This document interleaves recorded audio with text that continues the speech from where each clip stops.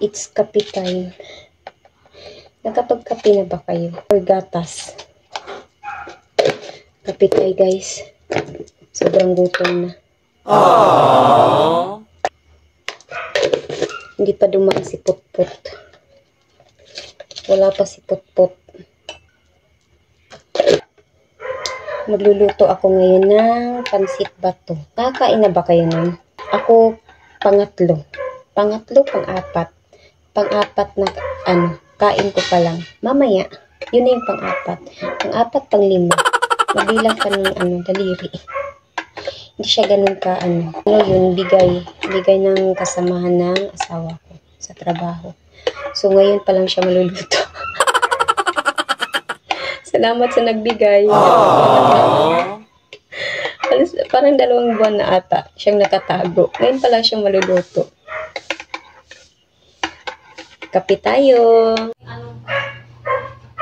Pagka magbubukas din kami dito ulit.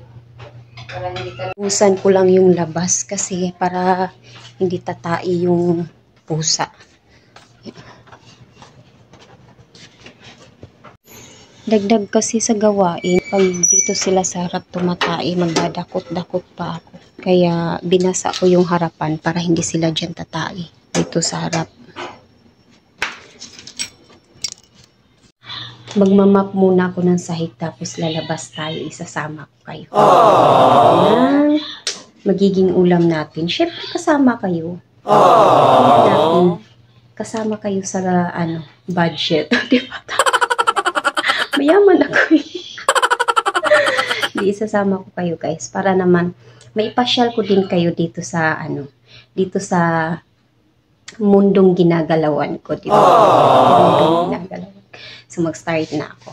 Maglalagay ako ng Surf Fabric Conditioner, o di ba? Para mabango yung bahay. Hindi lang yung lamesa. Puti pa yung sobrang bango na. Ako ang baho. Let's go.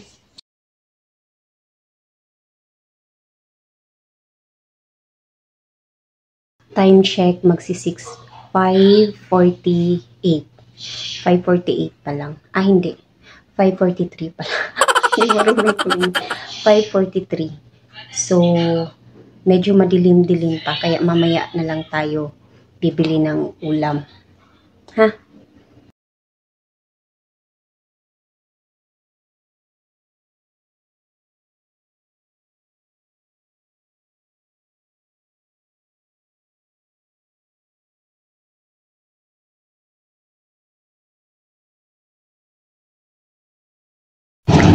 So guys, hindi ko na kayo naisama. Dito tayo, bibili tayo ng gulay. Tapos, nakatingin si Kuya Ramil. Sabi niya, tingin ang gawan. Bibili tayo ng pang-chatsu, yung nakabalot para mura. Hindi kaya papasok yung anak ko. Hindi ko ba yun? Teka. Ito pala. So, ang ulam natin ngayon ay pansit bato. Sinabi ko na ba sa inyo? Magluluto tayo ng pansit bato. Bibili tayo dito kay ate. Si ating Bisaya. So, sa second. So, sa pangalawang tindahan tayo guys kasi wala daw sila. So, dito tayo. Dito tayo sa pangalawang tindahan, baka meron. Gusto ko yung balot-balot para makamura. Kasi pag yung pa isa-isa, mas mahal. So, titingnan natin dito. Pang chop suey. Ito na lang ang maging ulam natin. Okay. So, ito na lang guys. Yung ating kakainin. Buhay pa Magalaw pa siya.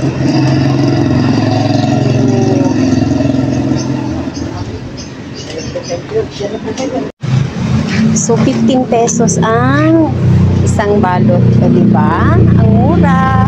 Nakamura tayo. Una guys.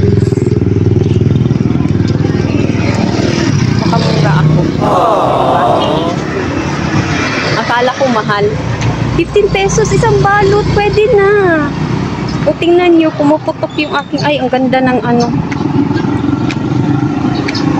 Tawag nito? Ano? Isang balot, pwede na yun. 2 tao. Kung pwedeng kumain o 3 tao, 15 pesos. O. Kala ko 25. So, mag-iiba yung ulam natin. Hindi na pansit ba to? Pansit tubig na. Joke lang. Ang ulam natin ngayon ay toge. Wow! So, nakain din naman yung mga anak ko ng toge. Lalo na yung panganay ko. Depende sa pagluto. Nabitin sila. Nabitin sila kasi masarap akong magluto ng toge. Charot. O, ayun, o, chariot. So, magkita-kita na lang kayo sa bahay. Pew! So, sumaglit ako sa bakery, guys. Bumili ako ng tinapay kasi nga, hindi dumaan si Putput. Ay, hindi. Dumaan pala si Putput.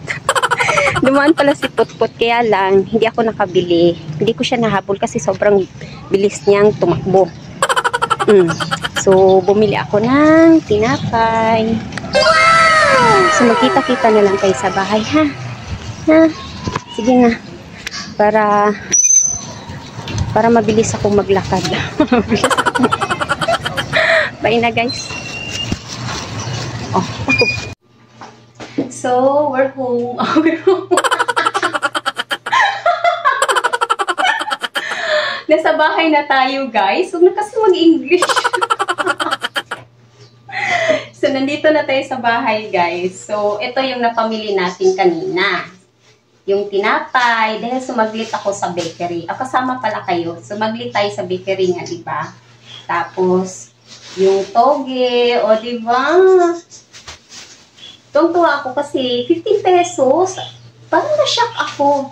Kasi yung sa ibang tindahan, parang ang benta nila nito 20 or 25. Basta, mga ganun. Kasi nakaraan, bumili din ako, tsaka nagluto ako. Tsaka nabitin sila. Kasi ang sarap kong magluto.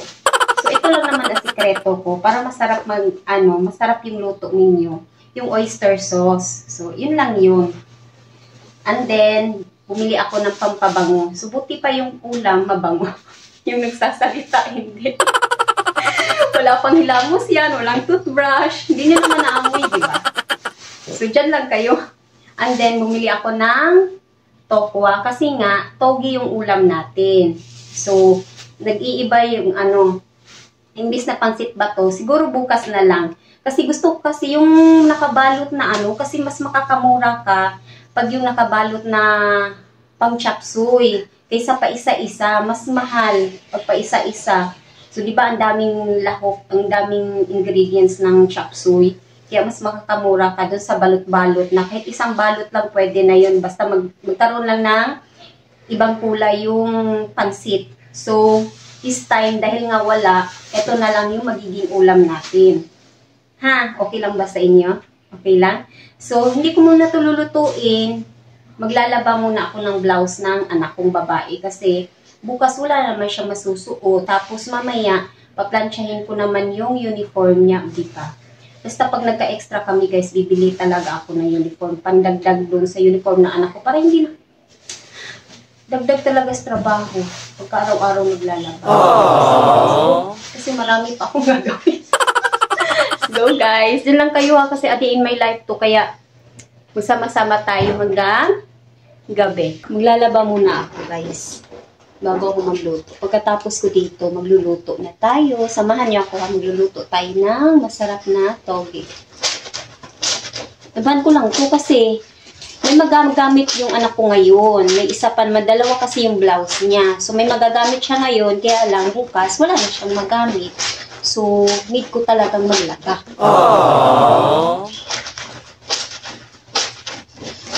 Diyan lang kayo ha.